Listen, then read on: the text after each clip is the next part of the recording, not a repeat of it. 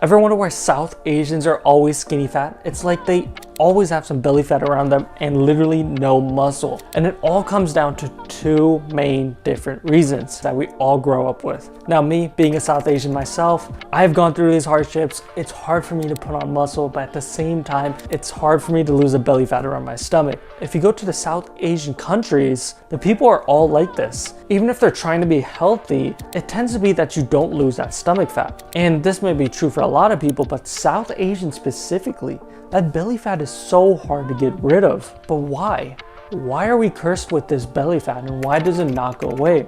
Now, me being a South Asian myself, I have a hard time getting rid of this belly fat, at the same time putting on muscle. It's been so hard for me to get to the physique I have, but I'm not even close to physique I want to be at. And that just goes to show you how difficult it is for South Asians to gain muscle and lose fat. So in this video, we're going to dive into two different reasons why South Asians are prone to being skinny fat. So hey, I'm Kartik. I'm a third-year MD student in Northern California, and I take a deep dive into health-related topics to make you healthier and happier. So if you're watching this video, you're probably a South Asian yourself, and we're gonna address exactly how you can lose the belly fat you have and why you have it. So let's start out with the why. Why do you have a lot of belly fat? And why do you have skinny arms, skinny legs? Looks like you have no muscle on you, but the size you do have on you is all like flabby. Sounds familiar? Well, if we don't do anything about it, it tends to accumulate more and more and more. And then you become the traditional uncles and aunties that we know of, with the bigger beer bellies, a lot of flabbiness. You might not be as skinny as you were when you were younger, but now you don't look as good. Now you're all floppy and fat. So what can we do? As we know, excess fat is just a hive for so many diseases to develop. All that excess insulin production, all that excess hormones, all the excess inflammation in your body, it's gonna cause so much damage. And me being a medical student, I get to see this real life effects of obesity and morbid obesity. We see a lot of people that can't even walk, have to get surgeries in their 30s because they have way too much fat on them. Now, presumably this video is not about obesity. We're going to be talking about how you can lose the weight and why you have it in the first place. And it seems to be other races don't have this predominantly skinny fat body shape.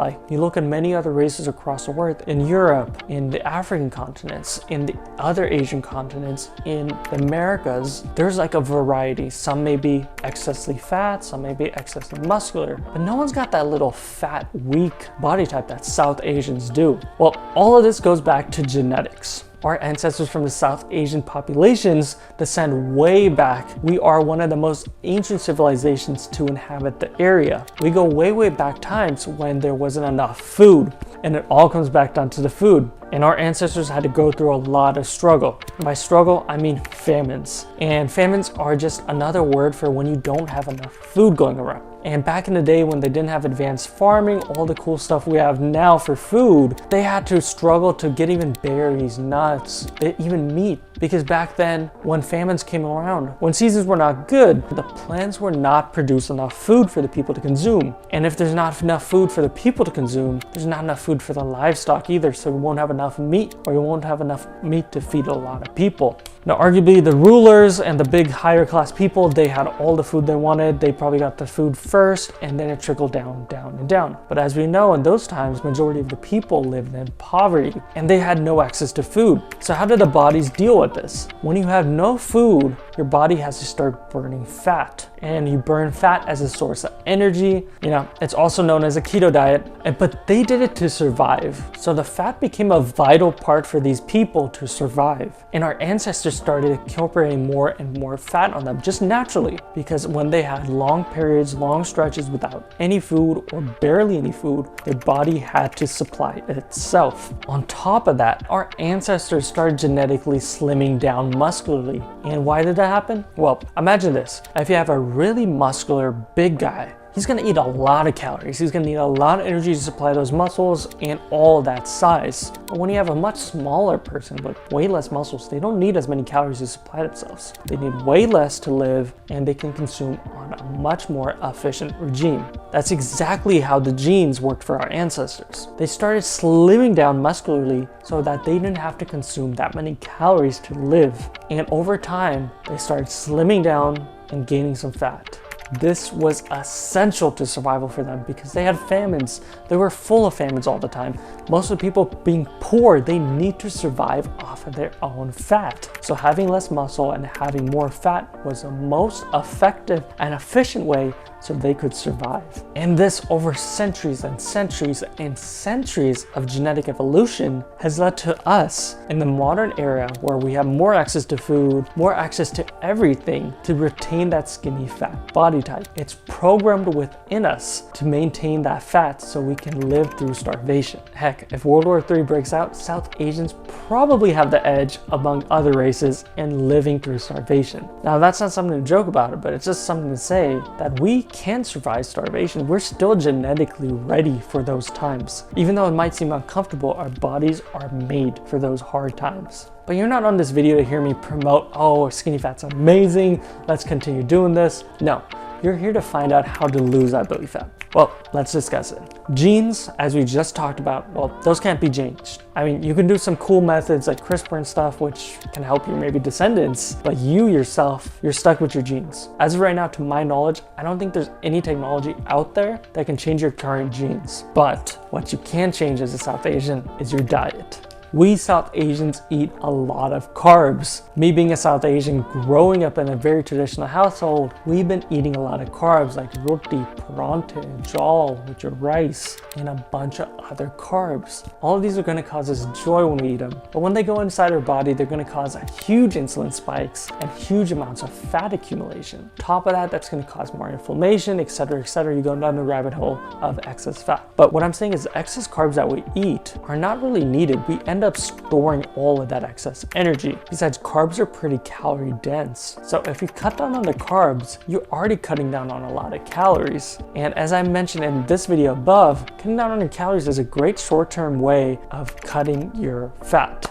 And I know, cutting the carbs is pretty hard for us South Asians. I mean, we grew up with these traditional foods. So for those of you that don't want to take the extreme route of totally cutting it out, let's make healthy alternatives. Let's make a roti and parante from whole wheat atta, which is just whole wheat flour, instead of like white flour or any of that fake stuff. Or we can use all grained flour instead. You can choose healthy alternatives with a lower glycemic index, which just means it won't spike your glucose levels as high. On top of that, when you're eating rice, having brown rice over white rice is going to be better. Brown rice is going to keep your glucose spikes lower. White rice, on the other hand, is going to keep your glucose spikes way too high. So have healthier choices when you're going to choose carbs. So if you're going to choose carbs, have the healthier choices. The healthier choices are going to be the complex carbs. These are going to keep you fuller longer and have less sugar. It's going to be better for you overall. But cutting down on the overall consumption of carbs as well is going to be a very, very good thing for you. On top of this, our society has a lot of sweets. I mean, you have barfi, jalebi, gulab jamun, you name it. There's so many sweets out there, and they all have their unique taste that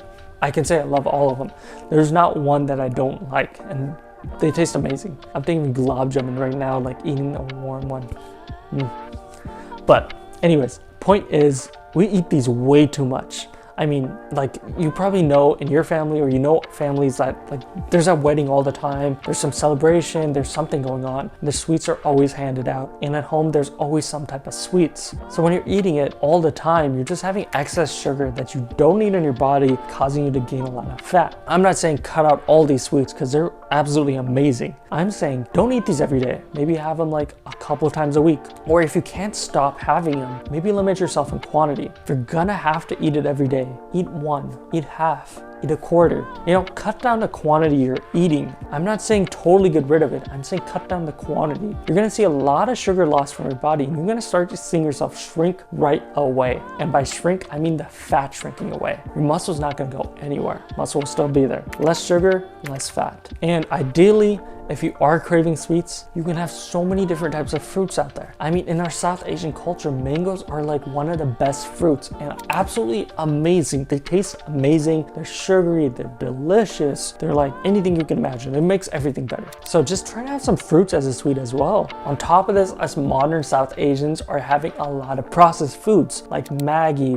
biscuits, cookies, you name it. There's so many processed foods that are out there now that everyone is consuming, and they're terrible for us. I mean, Maggi was once recalled for having a bunch of lead in it, and that's not even talking about fat, that's just talking about pure poison. So all of these processed foods are causing us damage. They have so many added ingredients, so much added sugar, lots of inflammatory oils added in them. They're not good for us. And I understand these are great tasting foods, but limit your quantity. Don't have them as meals every day. Don't have them as snacks every day. Have them every once in a while. By once in a while, I mean a couple of times a week, like 2-3 times a week max. Cutting back on having these daily is going to make a huge difference in your life. You're going to start feeling more fresh. You're going to start losing that fat. You're going to have more energy. These added ingredients in processed foods always bog us down. They may taste good in our mouth, make us feel good in the moment, but aftermath of it, it's going to make you feel pretty bad. What we need to eat more of as South Asians is sabjis, which are like vegetable curries, which have a lot of nutrients to them. I mean, they're fresh vegetables cut up with a lot of spices that have a bunch of health benefits to them, all mixed together, and they taste amazing. And having those as meals is a way better alternative to processed foods. Now, I know some of you may be asking, oh, I don't have time, I don't have someone to cook for me, I don't know how to cook myself. Yeah, makes sense. In those scenarios, try to get the frozen sabjis from like stores like Trader Joe's. Yes, they may be processed, but they don't have the added weird ingredients that like Maggi does. You know, these processed sabjis that are frozen are still sabjis. They just have some added ingredients to increase shelf life. So if you're gonna go between two evils, frozen sabjis from the store are way better than processed Maggi. For those of you who don't know what Maggi, it's basically like top ramen and stuff like that. Super delicious, super bad for you. And the final point on food is we need to add more protein. Us South Asians don't eat a lot of protein, and a lot of us are vegetarians. So if you're not a vegetarian, start eating those lean meats much more often. Chickens, fish, some red meat in there as well. Get that protein, get those nice healthy saturated fats. Get them into your body. Don't eat them in over quantity, but eat enough of them where you're eating a lot of protein, at least 100 grams a day. I mean, if you're trying to gain muscle, then you gotta eat like 1 gram per pound of body weight. That's the way to go to gain a good amount of muscle.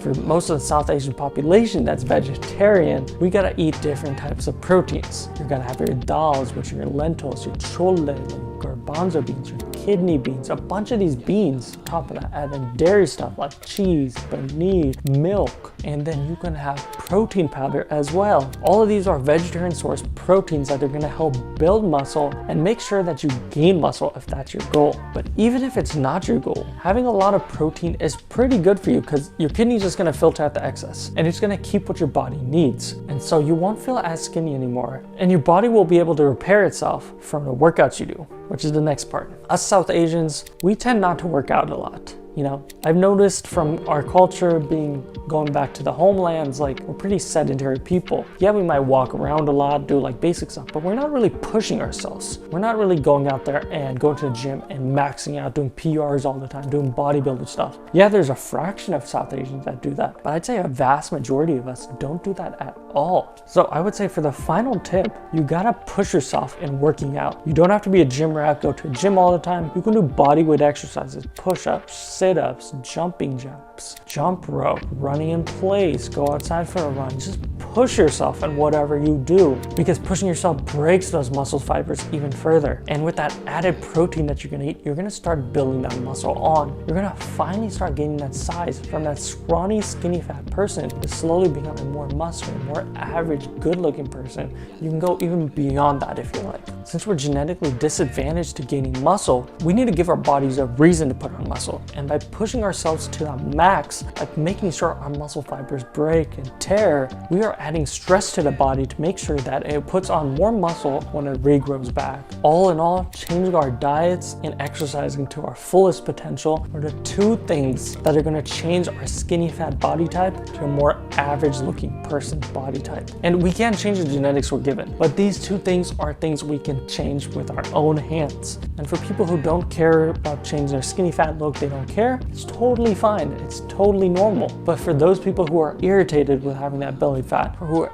irritated with not having enough muscle, it's hard. It's a journey that takes a lot of dedication, really pushing yourself into gyms, workouts, wherever you can push yourself physically, and eating high protein, cleaner meals, but still enjoying some of those, old school processed sweet meals every once in a while. It's a fine balance between the two, and it takes both of them combined to make sure you can get out of that rut of being a skinny fat person. Now, if you have any questions, please comment below or DM me. I'm more than happy to help you guys out. And in the meantime, stay healthy and stay happy, everyone. Thank you.